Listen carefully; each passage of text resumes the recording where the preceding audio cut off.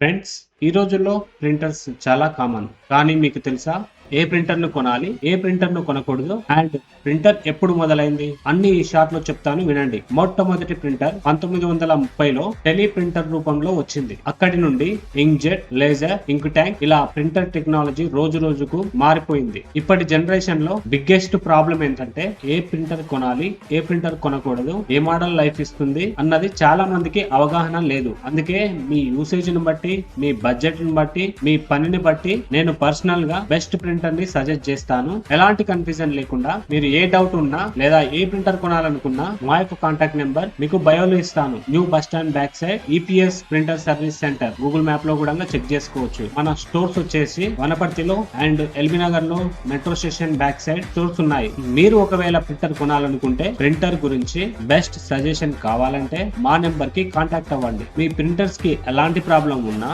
మీకు online support ఉంటుంది, అలాగే ఆఫ్లైన్ కూడా ఉంటుంది. మరిన్ని ఇలాంటి టెక్నికల్ అండ్ లేటెస్ట్ అప్డేట్ కోసం don't forget to like, share and subscribe. Thanks for watching.